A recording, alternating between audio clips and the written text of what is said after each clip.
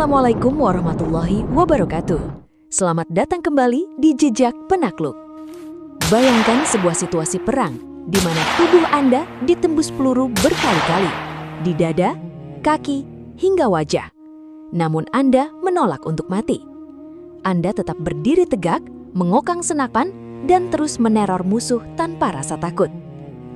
Bagi tentara Amerika Serikat di abad 19, pria ini bukan lagi manusia biasa, melainkan hantu pelindung gurun yang dilindungi kekuatan gaib.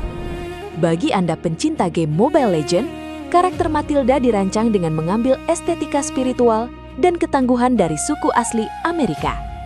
Tapi hari ini, kita tidak membahas fiksi. Kita akan membongkar kisah nyata dari Geronimo, panglima perang sekaligus pemimpin spiritual dari suku Apache Chiricahua yang begitu licin, hingga militer Amerika harus mengerahkan 1/4 dari total angkatan daratnya hanya untuk memburu satu orang ini.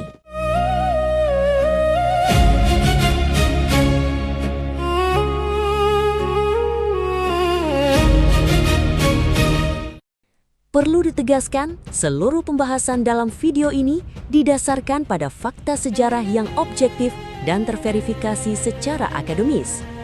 Kisah ini bersumber langsung dari dokumen resmi US National Archives serta autobiografi asli sang panglima berjudul Geronimo's Story of His Life yang terbit tahun 1906. Jadi, siapkan diri Anda karena hari ini kita akan membedah strategi gerilya paling gila di tanah Amerika. Masa kecil dan tragedi pembantaian Caskie. Geronimo lahir pada Juni 1829 di dekat hulu Sungai Gila, wilayah yang sekarang kita kenal sebagai Clifton, Arizona. Kala itu, tanah tersebut masih berada di bawah kekuasaan Meksiko. Nama aslinya adalah Goyaleh, yang dalam bahasa Apache berarti dia yang menguap. Sejak kecil, ia dibesarkan dalam tradisi Apache yang keras, belajar berburu di gurun yang ekstrim, dan dilatih menjadi prajurit tangguh. Goyaleh muda hidup damai, menikah dengan wanita bernama Alope, dan dikaruniai 3 orang anak. Namun, takdirnya berubah drastis menjadi sangat gelap pada tanggal 5 Maret 1851. Saat Goyaleh dan para pria Apache sedang berdagang ke kota, sepasukan tentara Meksiko di bawah pimpinan Kolonel Jose Maria Carrasco menyerang perkemahan mereka di Caskie. Mereka membantai tanpa pandang bulu. Ketika Goyaleh pulang, ia menemukan ibunya, istrinya, dan 3 anak balitanya telah tewas bersimbah darah. Di malam yang sunyi itu, di atas tanah gurun yang dingin, Goyaleh bersumpah di hadapan Sang Pencipta bahwa ia akan menghabiskan sisa hidupnya untuk membalas dendam dan menghabisi setiap tentara yang berani mengusik tanah leluhurnya. Lahirnya sang hantu gurun dan kekuatan spiritual. Aksi balas dendam pun dimulai. Dalam sebuah pertempuran sengit melawan militer Meksiko, Goyaleh maju menerjang badai peluru dengan kecepatan luar biasa. Tentara-tentara Meksiko yang ketakutan berteriak histeris memanggil nama San Geronimo atau Santo Jerome untuk meminta pertolongan ilahi. Sejak hari itu, dunia mengenalnya sebagai Geronimo. Bukan cuma jago taktik, Geronimo juga dikenal sebagai seorang medicine man atau dukun spiritual. Suku Apache percaya ia memiliki power, sebuah kekuatan gaib dari langit. Kepercayaan spiritual inilah yang melahirkan mitos bahwa Geronimo kebal peluru. Secara medis ia tidak kebal, tubuhnya berkali-kali robek dan bersimbah darah oleh peluru musuh. Namun secara ajaib, ia selalu berhasil bertahan hidup dari luka-luka fatal yang seharusnya membunuh manusia biasa. Suku Apache percaya kekuatan gaibnya mampu memperlambat peluru musuh. Lebih gila lagi, catatan sejarah mencatat ia memiliki kemampuan intuisi yang tajam untuk memprediksi pergerakan musuh serta memanfaatkan badai pasir gurun secara tiba-tiba untuk menyembunyikan pasukannya saat melintasi perbatasan Amerika dan Meksiko. Taktik gerilya ekstrim versus 5.000 tentara AS. Ketika Amerika Serikat mulai mencaplok tanah Apache untuk dijadikan tambang emas dan memetakan wilayah secara paksa, Geronimo kembali mengangkat senjata. Ia menolak tunduk untuk dimasukkan ke dalam kamp penampungan atau reservasi yang tidak layak. Inilah puncak kejeniusan militernya yang dicatat dengan tinta emas oleh sejarah militer dunia.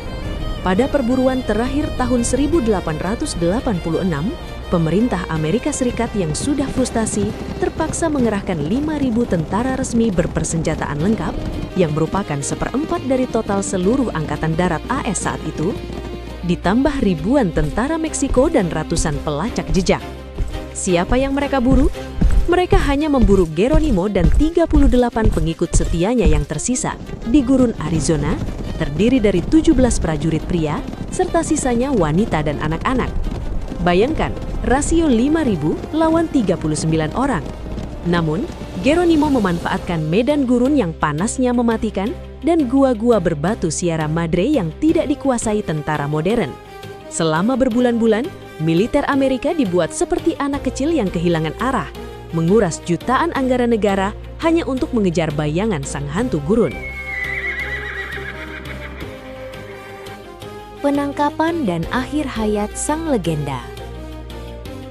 Namun, tidak ada perang yang abadi. Demi keselamatan sisa suku Apache yang kelaparan dan terus ditekan, pada September 1886, Geronimo akhirnya memutuskan untuk menyerah secara terhormat kepada Brigadir Jenderal Nelson Miles. Ia menjadi tawanan perang paling terkenal dalam sejarah Amerika. Pemerintah AS tidak berani mengeksekusinya karena takut memicu pemberontakan massal.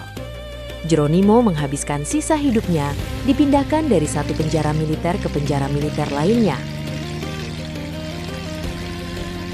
Ironisnya, di masa tuanya, ia dijadikan tontonan komersial, dibawa ke pameran dunia atau World's Fair, bahkan dipaksa berfoto di atas mobil tua untuk menghibur masyarakat barat. Sebelum akhir hayatnya, ia sempat mendiktekan penyesalan terdalamnya kepada sang keponakan. Saya seharusnya tidak pernah menyerah. Saya seharusnya terus bertarung sampai saya menjadi orang terakhir yang mati di gurun itu. Pada 17 Februari 1909, di Fort Sill, Oklahoma, sang hantu gurun akhirnya menghembuskan nafas terakhirnya di usia 79 tahun akibat penyakit pneumonia setelah jatuh dari kudanya di malam yang dingin. Geronimo wafat, namun namanya abadi sebagai simbol perlawanan kaum pribumi yang tak bisa ditekuk oleh keserakahan. Bahkan hingga era modern, pasukan elit militer Amerika Serikat menggunakan nama Geronimo sebagai kode seruan legendaris saat melompat dari pesawat tempur. Bentuk penghormatan bagi keberaniannya yang tak masuk akal. Kisah Geronimo hanyalah satu kepingan dari misi besar kita di jejak penakluk. Geronimo wafat, namun namanya abadi sebagai simbol perlawanan kaum pribumi yang tak bisa ditekuk oleh keserakahan. Bahkan hingga era modern, pasukan elit militer Amerika Serikat menggunakan nama Geronimo sebagai kode seruan legendaris saat melompat dari pesawat tempur. Bentuk penghormatan bagi keberaniannya yang tak masuk akal. Kisah Geronimo hanyalah satu kepingan dari misi besar kita di jejak penakluk. Kedepannya, kita akan terus membongkar sejarah asli dari para tokoh dunia lainnya. Sampai jumpa di video berikutnya. Wassalamualaikum warahmatullahi wabarakatuh.